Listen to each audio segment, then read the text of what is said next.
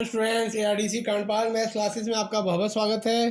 तो हम कर रहे हैं new session 2025-26 class 9th NCERT solutions में चैप्टर 8 क्वाड्रिलेटरल्स एक्सरसाइज 8.2 का क्वेश्चन नंबर आज 3 हमने लिया है। तो आइए क्वेश्चन को पहले रीड कर लेते हैं। क्वेश्चन में गिवन क्या है। क्वेश्चन में लिखा है कि ABCD रेक्टेंगल जैसा कि आप देख पा रहे हैं और PQR और S and S are the mid point of P mid point है AB का, Q मिड पॉइंट है BC का, R मिड पॉइंट है CD का और S मिड पॉइंट है AD का। तो हमने इनको ज्वाइन कर लिया PQR और S को, तो अंदर एक बन गया हमारा क्वाड्रिलेटरल। तो अब हमें क्या प्रूव करना है कि ये क्वाड्रिलेटरल PQRS एक रोम्बस है। तो यहाँ पे हम कर रहे हैं स्मॉल छोटी सी कंस्ट्रक्शन। हमने AC और BD को ज्वाइन कर लिया। फिलहाल मैंने AC को किया है, BD को भी मैं करूँगा। तो आइए कैसे करते हैं इसको प्रूफ। आते हैं प्रूफ पे। तो आप देख रहे हैं ट्रायंगल यहाँ पे दो बन रहे हैं। एक AC को डायगोनल AC को ज्वाइन करने से यहाँ दो ट्रायंगल बन गए। एक ट्रायंगल हमारा क्या बन गया ADC। तो हम ले लेते हैं इन ट्रायंगल ADC। तो यहाँ पे आप देख रहे हैं कि ADC में S और R मिड पॉइंट है AD और DC के। ठीक है, तो मैं लिख लेता हूँ S and R are mid points of AD and DC। तो आप जानते हैं कि किसी भी ट्रायंगल में जो मिड पॉइंट को मिलाने वाला लाइन सेगमेंट होता है वो थर्ड लाइन के पैरेलल भी होता है और हाफ भी होता है। ये हमारा मिड पॉइंट थ्योरम कहता है। तो इसका मतलब क्या हुआ कि SR जो है हमारा पैरेलल है AC के, ठीक है, और दूसरा हमारा SR जो है हाफ है AC के, जो हम कह सकते हैं मिड पॉइंट थ्योरम से। ठीक है, जो मैंने आपको समझा भी रखा है। तो आइए नीचे भी ट्रायंगल बन रहा है ABC। तो इन ट्रायंगल ABC यहाँ पे क्या हो रहा है P और Q मिड पॉइंट है। P and Q are mid points of AB and BC। ठीक है, Q and Q are mid points of AB and BC। तो ठीक है, तो यहाँ पे PQ जो है पैरेलल होगा AC के और PQ जो है ये हाफ भी होगा AC के। ठीक है, तो राइटिंग पे थोड़ा ध्यान मत दीजिएगा, राइटिंग थोड़ा इतनी अच्छी नहीं है, लेकिन ये भी ठीक है। तो PQ होगा पैरेलल AC के और PQ हो गया हाफ AC के। तो ये भी हमारा किससे हुआ मिड पॉइंट थ्योरम से। ठीक है, अगर आप ध्यान से देखें इक्वेशन 1 एंड 2 को, तो फ्रॉम इक्वेशन 1 एंड 2 यहाँ पे अगर आप देखें तो SR AC के पैरेलल है और PQ भी AC के पैरेलल है। तो इसका मतलब SR जो हुआ ये PQ के पैरेलल हो गया और SR हाफ AC और PQ भी हाफ AC है। तो SR इक्वल टू PQ भी हो गया। तो इसका मतलब ये जो PQRS है हमारा रोम्बस बन गया। ठीक है, क्योंकि अपोजिट साइड पैरेलल भी है और इक्वल भी है। तो इसका मतलब PQRS इज ए रोम्बस। तो इसका रीजन दे देंगे हम। रीजन क्या होगा, one pair of opposite side is parallel and equal.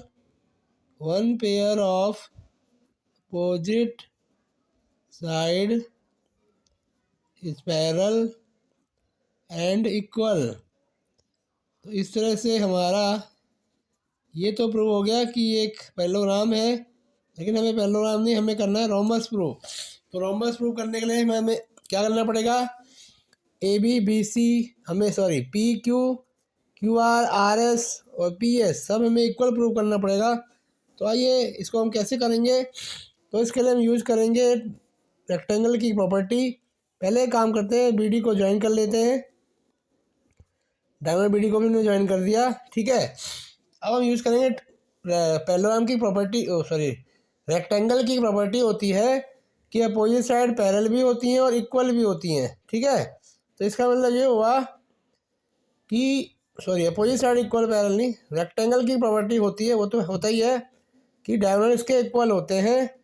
Diagonals of rectangle are equal, जैसा कि आप जानते हैं कि प्रॉपर्टी होती है रेक्टेंगल की, डायगोनल्स और रेक्टेंगल इक्वल होते हैं और बाइसेक्ट भी करते हैं। ठीक है, and bisect each other, bisect करते हैं। तो इसका मतलब हाफ AC यहाँ पे हो जाएगा हाफ BD। ठीक है, AC BD के बराबर और हाफ AC होगा हाफ BD के। तो इसको आप मान सकते हो क्वेश्चन नंबर 3।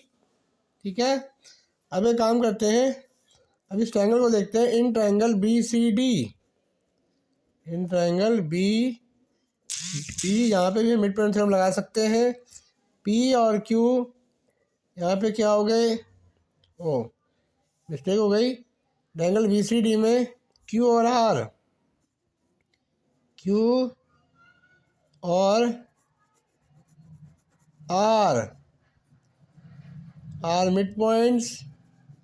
क्यू और आर क्या है, आपके मिड पॉइंट्स हैं किसके, बी सी और सी डी के। तो यहाँ पे भी लग गई मिड पॉइंट थ्योरम, यानी ये जो क्यू आर है, क्यू आर हो गया half B D, Q R भी हाफ बी डी का हो गया। तो ये होगी क्वेश्चन नंबर 4।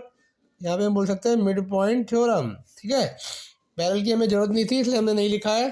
तो क्यू आर हो गया हाफ बी डी के और हाफ ए सी था हाफ बी डी के, तो हाफ बी डी से हाफ बी डी कैंसिल हो गया। क्यू आर होगा हाफ ए सी के और हाफ ए सी है एस आर के, एस आर भी हाफ ए सी है जैसे कि आप देख पा रहे हैं, एस आर भी हाफ ए सी है इक्वेशन 1 से। तो इक्वेशन 1, इक्वेशन 3 और इक्वेशन 4 से, फ्रॉम इक्वेशन 1, 3 और 4, यहाँ से अगर बात बताइए, एस आर है हाफ ए सी के, ठीक है, और हाफ ए सी है हाफ बी डी के। तो हाफ ए सी से हाफ ए सी कैंसिल हुआ, एस आर हो गया हाफ बी डी के और क्यू आर भी है हाफ बी डी के। तो एस आर और क्यू आर क्या हो गया, इक्वल। या फिर ऐसे भी समझ सकते हो आप, इन तीनों इक्वेशन से सेम हम कैंसिल कर देंगे। हाफ ए सी से हाफ ए सी कैंसिल हुआ, हाफ बी डी से हाफ बी डी कैंसिल हुआ और एस आर हो गया क्यू आर के। तो बच्चों यहाँ पे एस आर हो गया क्यू आर के। ठीक है, अब आप बताइए क्यू आर किसके बराबर है, क्यू आर हो गया पी एस के, क्यू आर हो गया पी एस के, अपोजिट साइड्स ऑफ पैरेललोग्राम। ठीक है, ठीक है, एस आर हो गया क्यू आर के और क्यू आर हो गया पी एस के और पी एस हो गया क्यू आर हो गया पी एस के और पी क्यू एस आर के भी बराबर है, पी क्यू एस आर के भी यहाँ पे भी लिखेंगे अपोजिट साइड ऑफ पैरेललोग्राम। तो अगर आप ध्यान से देखें तो ये होगी क्वेश्चन नंबर 5, यहाँ पे आप 6 लिख लो, यहाँ पे 7 लिख लो। From equation 5, 6, 7, from equation 5, 6 and 7 चारों साइड इक्वल हो गई हैं। एस आर बराबर क्यू आर बराबर पी एस बराबर पी क्यू। तो ये क्या बन गया, rhombus. A B C D is a rhombus. तो ये हो गया प्रूव्ड।